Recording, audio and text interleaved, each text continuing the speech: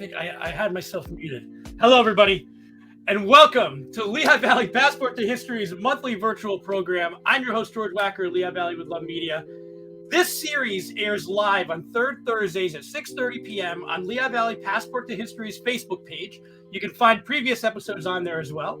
Each 30-minute episode, it will highlight a different theme and discussion from that night's participating historic sites. Lehigh Valley Passport to History is a partnership of 50 historic sites and resources in and around Pennsylvania's Lehigh and Northampton counties. You can see their website right here. The group helps to promote local tourism and shares historical activities, events, tours, and exhibitions throughout the valley.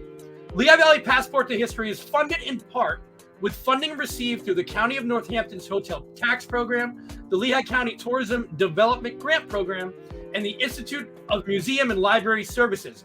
Visit lvhistory.org, what you're looking at right here, for more information. Tonight's program explores women in history as we celebrate National Women's History Month. And our participants this evening are Rachel Lewis, Diversity Research Historian at the National Canal Museum, and Nancy Shire, a volunteer at the Cigar Museum. Thank you guys so much for joining me this evening. As I turn off our background music, we don't need it anymore. You'd think after a million streams like this, I would know how to turn off my unmute, but that's the beauty of this. And we have some viewers at home. So, guys, remember, if you are watching at home, you can always ask a question in here. But the important part are these wonderful presentations that we're looking forward to this evening. We're going to start with Rachel, but before we get to it, Rachel, could you tell us a little bit about what you do and what your position is at the National Canal Museum?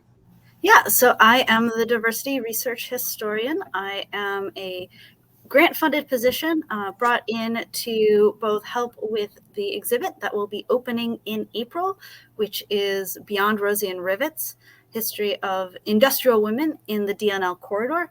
And then later this year, I'm going to be shifting my focus to researching African Americans in the D&L Corridor as well. And all of this is via the Delaware and Lehigh National Heritage Corridor. There are a lot of corridors in this, so it's all one corridor. I am part of the National Canal Museum, which is where the exhibit will be on display. And I think that's our first graphic, correct? Is the exhibit to begin? And yes. I'm going to turn it over to you now. So if Rachel Lewis from D&L Corridor. All right. So our rotating exhibit this year is Beyond Rosie and Rivets, Industrial Women of the D&L Corridor. And the little presentation I am going to give is going to be on one of the industries that we are highlighting in the exhibit, and that is cigar making. And we can bring up the first historic photograph here. Now, cigar making has a really long history in Eastern Pennsylvania. The first cigar makers here were women who were farmers, and as part of their winter chores or winter activities, I should say, is they would grow tobacco, dry it, and then they would roll cigars as sort of another commodity that they would then be able to sell or barter with. And they were not terribly great cigars, but, they were something that they could sell. Then around the 1880s, we start seeing small factories popping up in Eastern Pennsylvania. Oh, nope, we can hang on to that first picture because this is actually a cigar factory in Zionsville. And you can see from this image how many women are working there. The older gentleman is holding some tobacco. If you've never seen what dried tobacco leaf looks like, pre-cigar cigarette, that's what it looks like. But as you can see, it's predominantly women who are working in those factories. And these factories are coming through, or coming to the area, I should say, because factory owners are looking for green, which is untrained workers, and because women weren't known to smoke cigars, it was believed that they would actually be able to increase their profits because male cigar makers were in the habit of helping themselves to the product as they were making the cigar. But instead, these women were very unlikely to do that. These branch factories were coming out of New York and Philadelphia, and they were looking for cheap labor, and they were making cheaper cigars. The factories were so desired that towns would even offer to donate ground or to build the buildings or even give tax breaks in order to get the factories to come to their town. And if you go to the next picture, you can see some of what the setup was like a little bit later. This is obviously a larger outfit, but these women were making what are called nickel smokes because they only cost 5 cents, and they worked in a piecework system.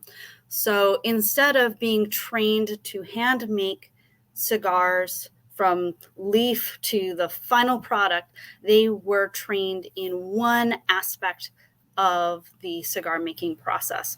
This reduced training time significantly from years to months. And then these women would work in teams where one woman would know one part and then the next and then the next. And those teams were then paid collectively together.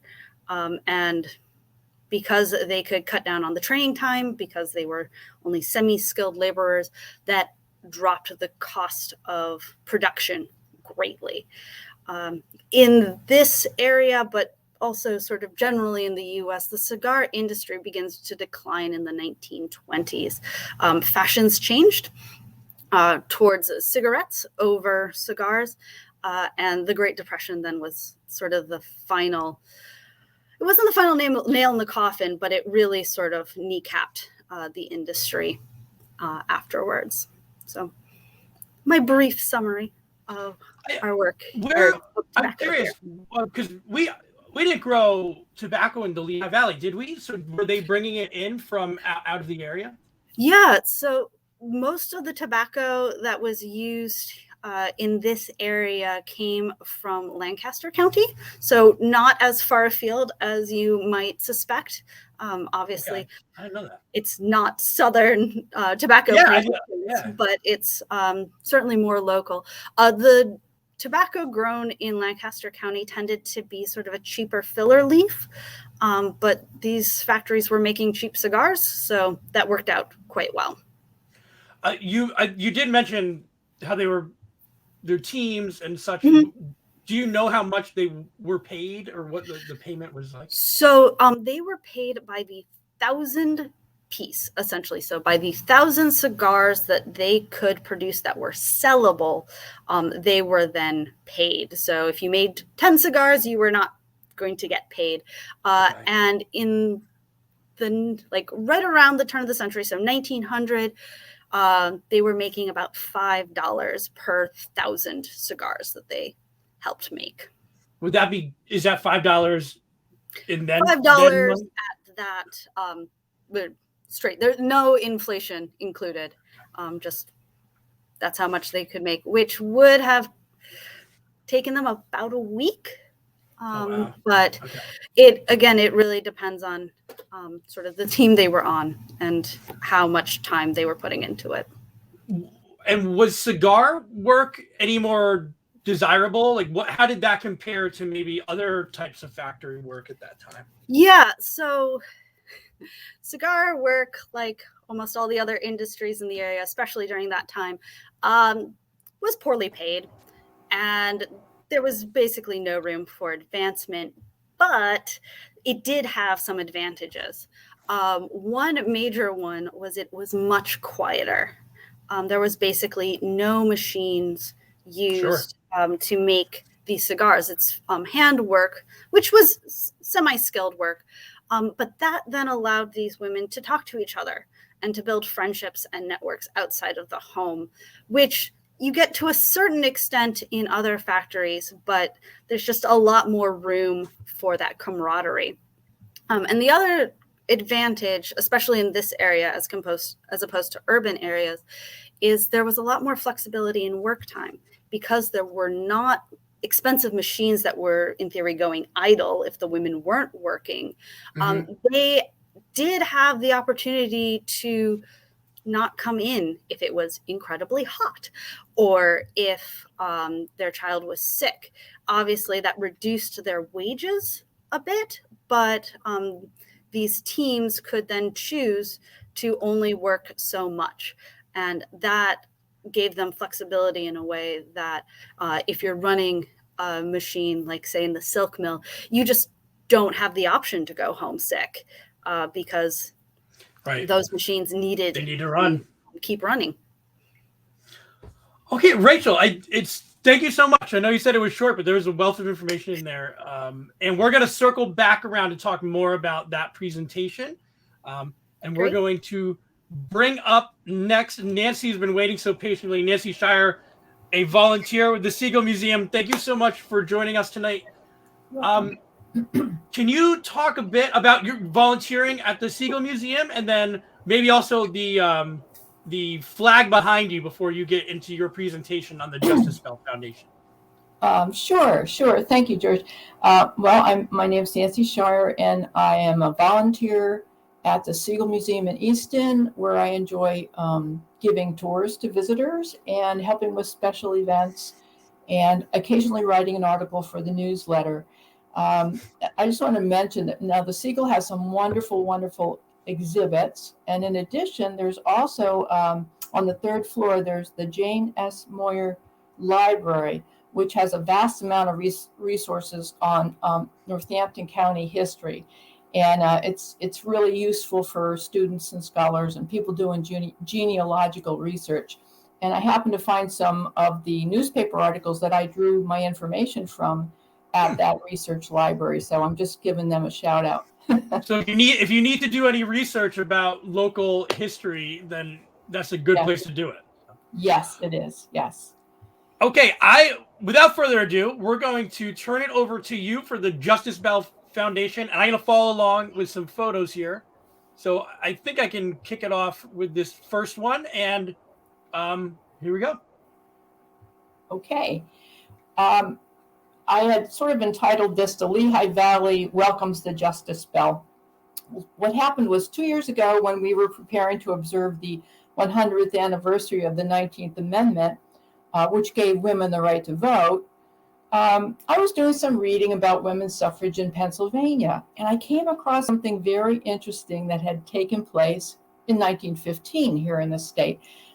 At the time, the women's suffrage movement had been mainly waging a state-by-state campaign.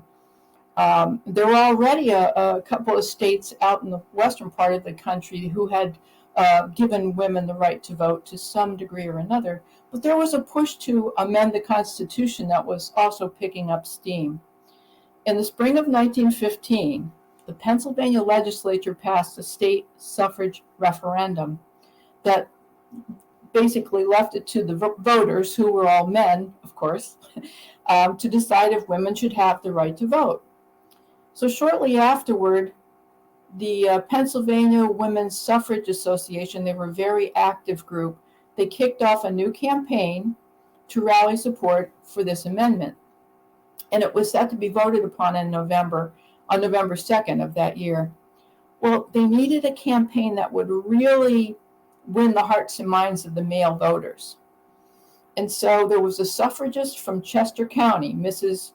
Catherine Wentworth Ruschenberger, and she came up with a unique way to attract attention to the suffrage events. And this photo is Mrs. Ruschenberger standing on this flatbed truck, and I'll explain.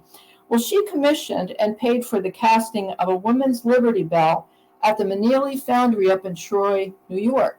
It was an exact bronze replica of the actual Liberty Bell, but without the crack. The bell was cast with the words "Establish Justice" in the inscription, and so it soon became known as the Justice Bell. Its clapper was chained to its side. They didn't want to ring the bell. They didn't want to let anybody ring the bell until women were granted the right to vote, kind of symbolizing how voiceless women felt not having a vote. So the 2,000-pound bell was mounted onto the bed of a specially designed truck, and there you can see the truck. And it also served as a stage for the suffrage speakers, kind of like a traveling soapbox. So there was a dedicated group of women from the State Suffrage Association that volunteered to drive the Justice Bell to campaign events on a 5,000-mile journey across the state. And here you can see how they would stand on the back of the truck and deliver their speeches. So the group picked up the bell at the foundry in May, and their first stop was the town of Shire up in Bradford County. So all summer long and up until Election Day on November 2nd, the Justice Bell entourage zigzagged through all 67 counties. That was a lot of driving. They held rallies and parades in coordination with each of the local suffrage organizations. And they were accompanied by a caravan of cars that were decorated with yellow and purple. The yellow and purple flag behind me, I'll just move aside a little bit, you can see yellow and purple. Those were the colors of the suffrage groups. And they also had banners that said "Votes for Women." The bell was greeted by cheering crowds at every stop. They were very well received. And they even had souvenir Justice Bells. I thought that was really great. So now we have another photo. It's some ladies from Berks County who were posing with the Justice Bell. And I believe they look like they're dressed for cold weather. So I'm guessing it was probably later in maybe October when they took this photo. So according to some local newspaper articles from the time, the Justice Bell arrived in Lehigh late in the day of August 26th. The next day, the 27th, they held events in Lehigh and Palmerton and Slatington, and then continued on down to Allentown. That evening in Allentown, there was a large rally held on Center Square. And the tour members afterwards spent the night at the Old American Hotel at 6th and Hamilton Street. Now I say old because that hotel was torn down 9 years later and then replaced by a much larger, more modern Americus Hotel. You're probably more familiar with Americus Hotel. So the next day, the Justice Bell headed out from Allentown to do events in Bethlehem and then up to Bath and Nazareth and over to Easton. And that Saturday evening, as it approached the outskirts of Easton, it was greeted by Thedy's marching band and a dozen automobiles. I'm taking some of this stuff right from the newspaper article. After parading down Northampton Street, the bell was parked at the curb line in Easton Center Square. Now there's a photo, it looks like I think it says postcard. Yeah, there we go. Now that's not Easton, but you can see how they sort of parked the bell up to the curb and then they had their rallies. Well, unfortunately, the weather wasn't as welcoming as the crowds that day, that as the headline in the next day's Easton Daily Free Press noted, rain couldn't dampen the ardor of the suffragists. So when the bell reached Center Square, there were hundreds of people assembled there. But soon afterward, a series of downpours forced many to run for cover. But despite the rain, Easton's mayor warmly welcomed the Justice Bell delegation and then introduced each of the suffrage speakers who urged the voters not to get cold feet in November. After an overnight stay in Easton at the Hotel Huntington, just across the square, the Justice Bell Committee set off for towns in the Slate Belt and in Monroe County. So despite the hoopla and the news coverage, the state referendum in November failed to pass. I can give you a couple of reasons if you're interested. Aside from the obvious, there were a lot of people who just felt like women's place was in the home and women didn't need to have a vote. Many people blamed the loss of that, referendum on the fierce opposition to suffrage from the liquor industry. There were a lot of breweries in especially the eastern part of our state. And, they were afraid that if women got the vote, they would vote for prohibition.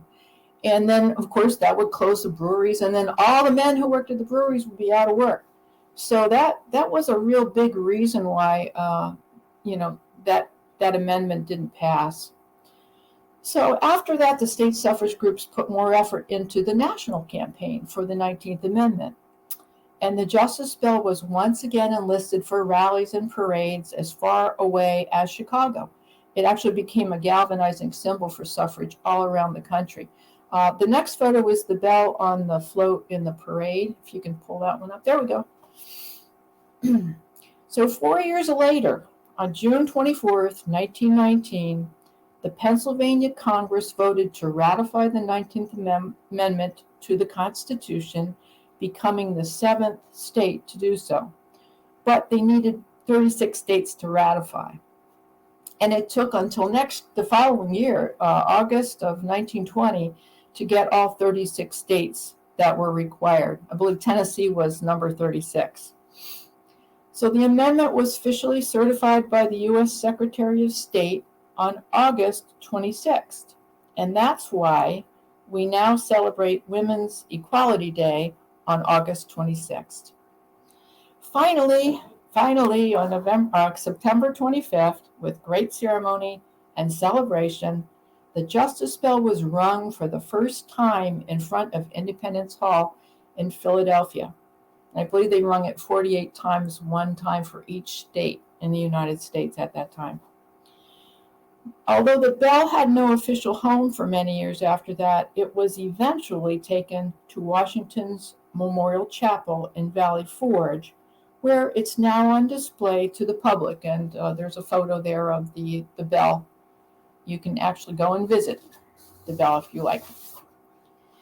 So I'm going to do a little shout out for the Justice Bell Foundation now. If you would like more information about the Justice Bell, you can go to the website of the Justice Bell Foundation, which is justicebell.org. They are a nonprofit group that offers programs for school and community groups designed to educate and to inspire future voters. And I just want to mention that 2 years ago when we were, planning this big 2020 celebration, their director, Amanda Owen, she spearheaded the production of a really fascinating documentary film called Finding Justice, which tells the story of the Justice Bell and of the women who used it in their fight for the right to vote. So that's my story. All right, thank you so much. It is so fascinating to know that these things happened. So they went right through the towns we live in. Right. Went down these streets that we drive our cars on every day. Some of the most historical things. It's just amazing to me. And thank you so much for that. Thank you so much for both of you for your incredible presentations as we celebrate National Women's History Month. And now I want to make sure that we do the most important part here, which is to plug all of our upcoming stuff. So Rachel, I'm going to go back to you. Right. And I'm going to bring up the National Canal Museum website here. Can you tell us a little bit about the upcoming project or anything really that's coming up that you'd like to talk about? Yeah, so as I mentioned, this project is really trying to highlight the industrial work of women in the Delaware and Lehigh corridors.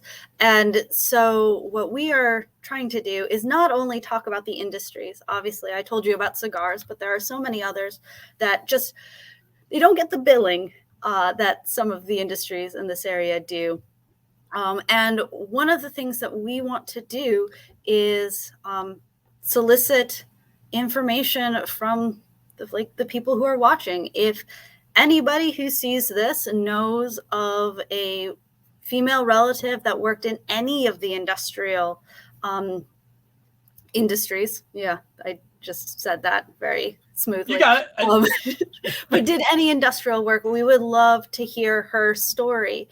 And part of the exhibit will feature what we're sort of calling the Faces of Industry, which will be a rotating slideshow where we will have an image of a woman with some very brief information. What industry did she work in? What did she do? And sort of the dates. Even if they're vague, we would love to show just how many people how many women actually worked. Right. I mean, if you look at these photos, you know, everybody in here had a family, you know, and there could be somebody in the Lehigh Valley now who's a descendant, you know, very good odds of some of these women. Yeah. And so obviously we have sort of these anonymous women that we know about from the photographs from sort of general census records of these people worked here, but we don't know their stories. And we would love to have their stories, and we would love to have their photographs and to be able to feature them in the exhibit. So if you are able to help us out, we would love that help. And the exhibit opens April 2nd to the public, but we can add people in just as we roll through. So as submissions come in, they can get added to the exhibit. So don't worry about missing the deadline. If you got to scrounge up a photo of your great aunt, we will wait, and we will gladly take it when you have it. And I dropped that direct link in the chat as well. And you can also clearly, if you go to canals.org, you can find that too. And Nancy, I want to make sure we also talk about your event or the event that you wanted to highlight. If you could talk more about it, I have it up here. This one on March 22nd. Right. Yes, it's actually next Tuesday at 4:30. There's another virtual program. And you can get to it by going to the Siegel website. It's siegelmuseum.org, and just going to their events and clicking on event. And this is it's sounding like it's going to be a wonderful program. Remembering the 1911 Triangle Shirtwaist Factory Fire. That was one of the deadliest industrial disasters in New York history. It was really horrible. A lot of immigrant women were killed, and these two women are doing this program, so I'm looking forward to attending, and I just wanted to kind of let people know about it. So I'm glad that you have that up there. Yeah, and clearly they can visit the Siegel Museum to get a tour from you as well, which is why I would go. Okay. So give tours, but it's so nice, I'm sure, to have people back at the museum now and being able to use all the wonderful resources that are available there. Yes. Okay. Thank you, George. Yes. So we went over all the plugs. I want to thank you guys again so much for these fascinating interviews. It always feels when we get to the end of this, because we're almost at the full 30 minutes, and it went way too quickly. The great thing is we were able to watch these videos again, and if there is anything you missed, you can go back and re-listen to it. So again, Rachel and Nancy, thank you so much for your time. And everybody at home watching, thank you so much. And please remember to visit lvhistory.org for more information, siegelmuseum.org, and also canals.org. On behalf of Lehigh Valley Passport to History, I'm George Wacker with Lehigh Valley with Love. Thank you so much, and we'll see you again next month. Thanks, George.